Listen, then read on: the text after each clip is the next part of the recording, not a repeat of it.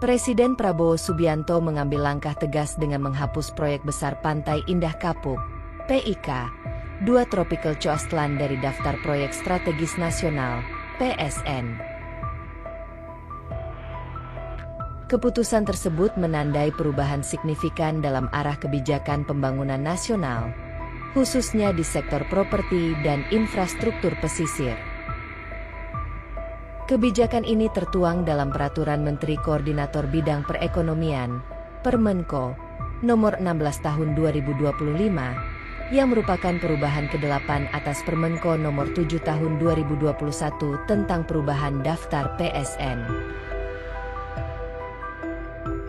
Regulasi itu secara resmi ditetapkan pada 24 September 2025 dan telah diundangkan untuk berlaku efektif.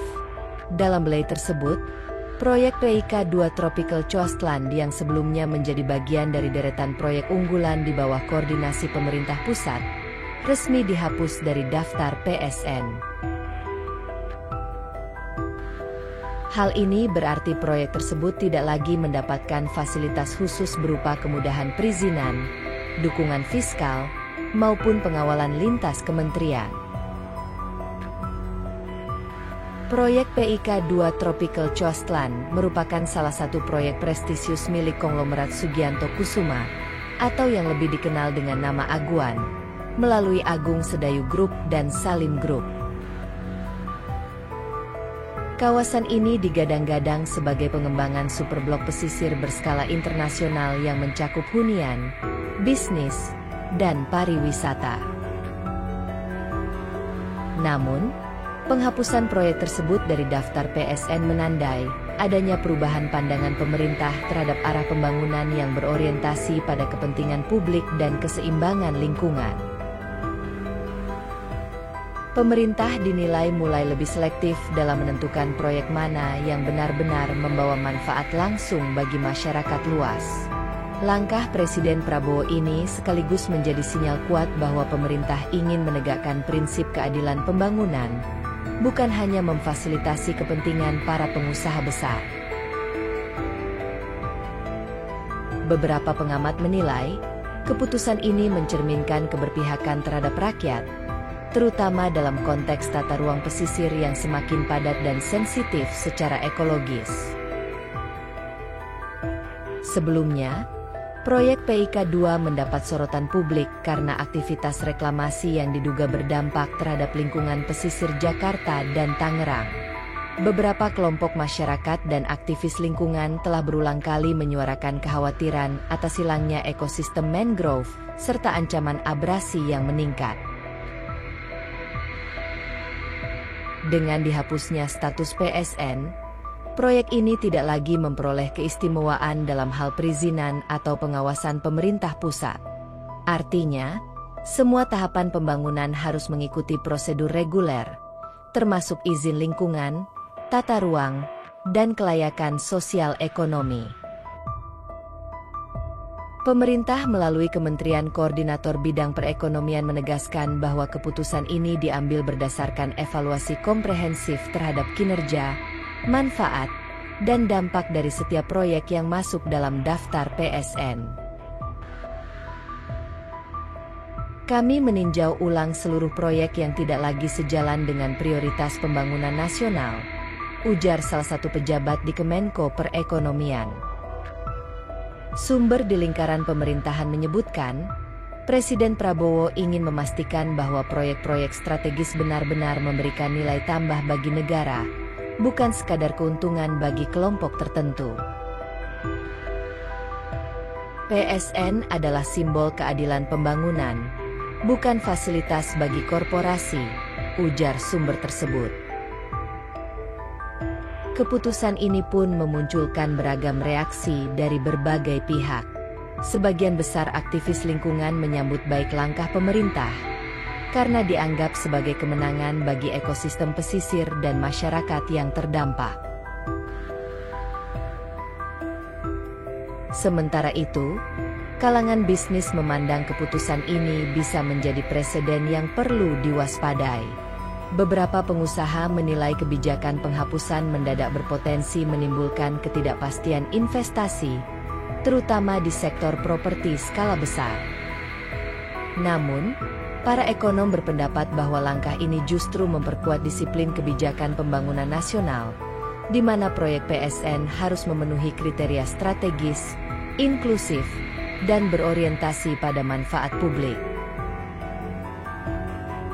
PIK 2 Tropical Coastline sejatinya direncanakan sebagai kawasan terpadu dengan luas ribuan hektare, mencakup hunian mewah, pelabuhan, hotel, hingga kawasan wisata pesisir.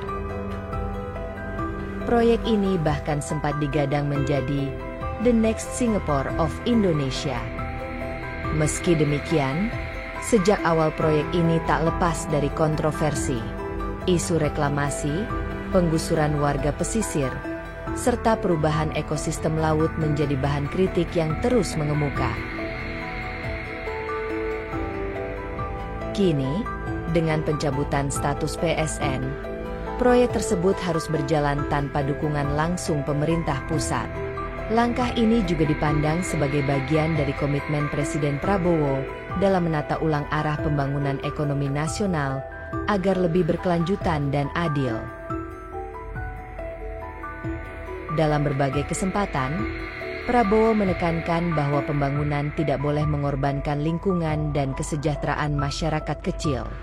Selain PIK 2, kabarnya beberapa proyek lain juga tengah dievaluasi statusnya. Pemerintah memastikan proses evaluasi PSN akan terus dilakukan setiap tahun agar daftar proyek selalu relevan dengan kebutuhan strategis negara. Menteri Koordinator Bidang Perekonomian menegaskan bahwa proyek-proyek yang dicabut status PSN-nya bukan berarti dilarang berlanjut, melainkan harus beroperasi secara normal sesuai regulasi umum tanpa keistimewaan. Pemerintah hanya menyesuaikan prioritas, katanya. Bagi masyarakat pesisir di sekitar kawasan Dadap, Teluk Naga, dan Kosambi, keputusan ini disambut dengan harapan baru. Mereka berharap wilayah tersebut tidak lagi menjadi ajang ekspansi lahan yang mengorbankan ruang hidup warga dan nelayan tradisional. Aktivis lingkungan dari Walhi menilai langkah Prabowo merupakan momentum penting untuk menata ulang tata kelola pesisir nasional. Selama ini proyek reklamasi lebih menguntungkan segelintir pihak. Kini saatnya kita berpihak pada ekosistem dan masyarakat, ujarnya. Sementara itu, pihak pengembang Agung Sedayu Group belum memberikan tanggapan resmi atas pencabutan status PSN proyek PIK 2. Namun, beberapa sumber internal menyebutkan bahwa perusahaan tengah melakukan penyesuaian strategi untuk tetap melanjutkan pembangunan dengan skema investasi mandiri. Dengan kebijakan baru ini, pemerintah tampak ingin menegaskan bahwa era proyek besar tanpa pertanggungjawaban sosial dan lingkungan sudah berakhir. Prinsip pembangunan berkeadilan dan berkelanjutan menjadi arah baru di bawah kepemimpinan Presiden Prabowo.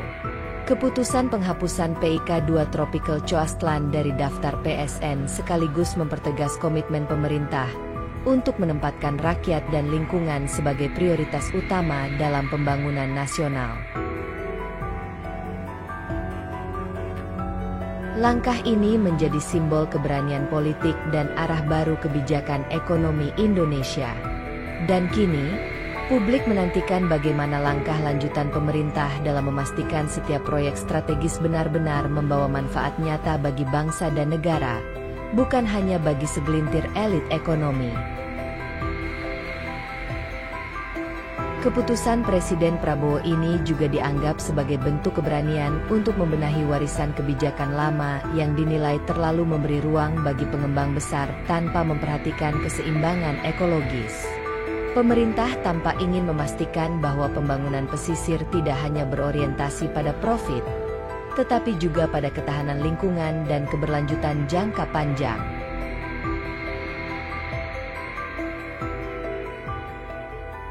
Dalam visi tersebut, pembangunan di wilayah pesisir dan perkotaan besar seperti Jakarta dan Tangerang harus seimbang dengan daerah-daerah lain yang masih tertinggal. Dalam konteks itu, penghapusan proyek PIK 2 Tropical Coastline menjadi simbol perubahan paradigma pembangunan dari pendekatan berbasis investasi besar menuju pendekatan berbasis manfaat sosial dan keberlanjutan lingkungan.